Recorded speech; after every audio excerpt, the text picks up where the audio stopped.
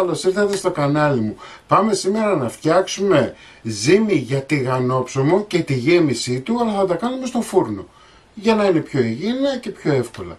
Μην ξεχνάτε να κάνετε κοινοποίηση στα βίντεό μου, να κάνετε γραφούλα στο κανάλι μου. Οτιδήποτε χρειάζεται μπορείτε να έρθετε στις ομάδες μας, Μαγειρικές Απολαύσεις και Γιώργος Ζόλης Μαγειρικές Απολαύσεις. Γράψτε μου ένα σχόλιο από που με βλέπετε και τώρα πάμε να σας δείξω τη συνταγή, την εκτέλεση και τα υλικά. Όπως σας λέω σε όλα τα βίντεο, οι ζύμες μας γίνονται και στο μίξερ, γίνονται και στο χέρι, έτσι. Όσες κυρίες κύριοι έχουν μίξερ, δεν χρειάζεται να κουράζονται.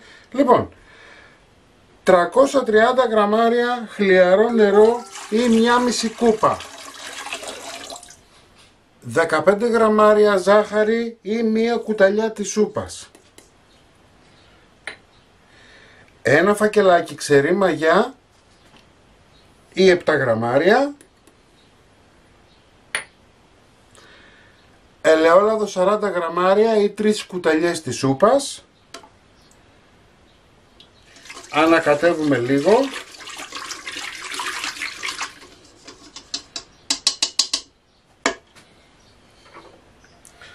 ...600 γραμμάρια αλεύρι για όλες τις χρήσεις ή 4 κούπες. Η δοσομετρική κούπα χωράει 250 γραμμάρια νερό για όσους και για όσες κυρίες δεν ξέρετε την δοσολογία. Συνήθως είναι μία κούπα του Νεσκαφέ. Λοιπόν, 2 κουταλιές του γλυκού αλάτι. Όχι γεμάτες, κοφτές. 10 γραμμάρια. Πάμε να ζυμώσουμε για 3 λεπτάκια. Εάν το κάνετε στο χέρι θα χρειαστείτε 4. Το ζυμαράκι μας είναι έτοιμο.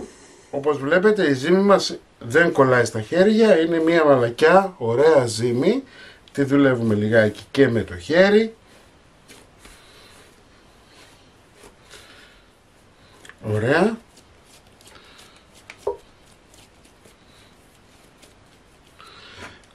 Κόβουμε με ένα μαχαίρι για να αναπνέει η ζύμη μας. Ψεκάζουμε με λίγο λάδι.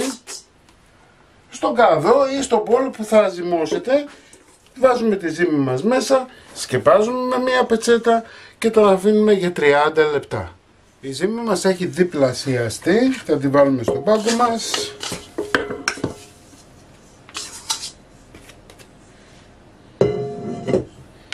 Κοιτάξτε τι ωραία ζύμη έχει γίνει.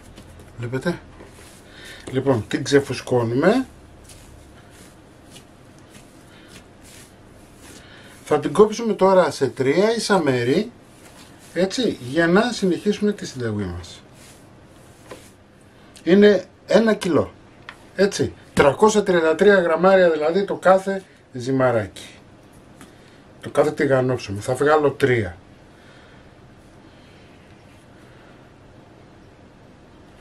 Ένα.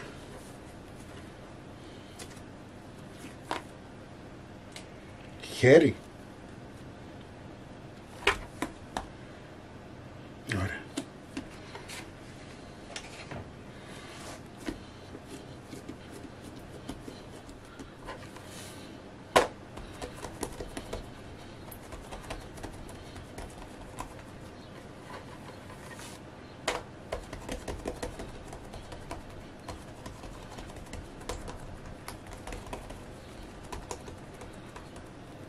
Ωραία. Ανοίξαμε το ζυμαράκι μας, πάμε να βάλουμε τυράκι φέτα, 200 γραμμάρια τυρί φέτα κομμένη στα 3, δηλαδή θα τη μοιράσουμε σε 3 μέρη.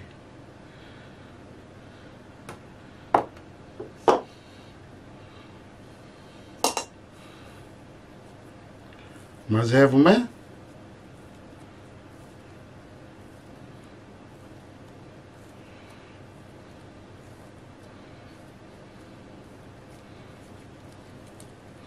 Κλείνουμε εδώ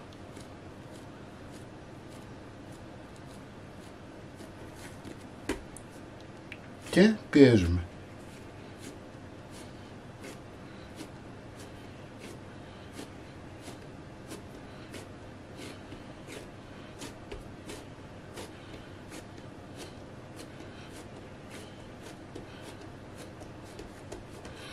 Εάν δείτε έχει κρατήσει αέρα μέσα, δεν μας πειράζει όμως, γιατί εδώ θα κάνουμε μία τρυπούλα και ο αέρας θα βγει.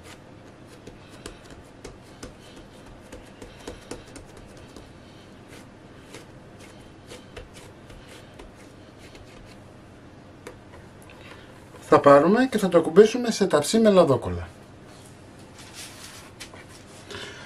Πάμε να φτιάξουμε το επόμενο. Κοιτάξτε τι ωραία ζύμη είναι και πως όμορφα ανοίγει. Θα βάλουμε τυράκι. Θα κλείσουμε. Κλείνουμε καλά. Γυρνάμε ανάποδα και πιέζουμε. Και επειδή έχει κρατήσει αέρα, όπως είπαμε, θα κάνουμε μία τρύπα εδώ και θα ξαναπιέσουμε. Ό,τι αέρα έχει μέσα θα τον βγάλει από αυτή την τρυπούλα. Λοιπόν, έτοιμο και αυτό. Αυτά είναι τα ψωμάκια μας. Θα τα σκεπάσουμε με πετσετούλα. Θα τα αφήσουμε 10 λεπτάκια. Εντάξει, και θα ανάψετε το φούρνο σας 180 βαθμούς αντιστάσεις πάνω κάτω. Αφού αφήσαμε και ξεκουραστήκαν 10 λεπτά και έχουμε ανάψει το φούρνο μας όπως σας είπα στους 180 βαθμούς, θα λείψουμε με ελαιόλαδο.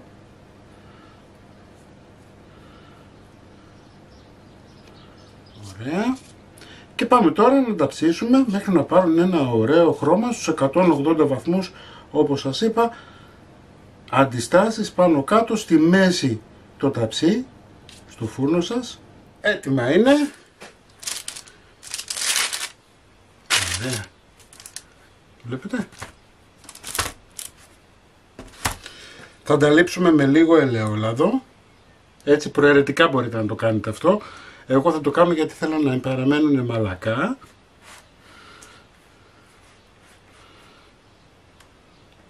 Και μόλις τα λείψετε με το ελαιόλαδο, θα τα βάλετε σε σχάρα να κρυώσουν λιγάκι. Εντάξει. Λοιπόν, αυτή ήταν η συνταγή μας για σήμερα.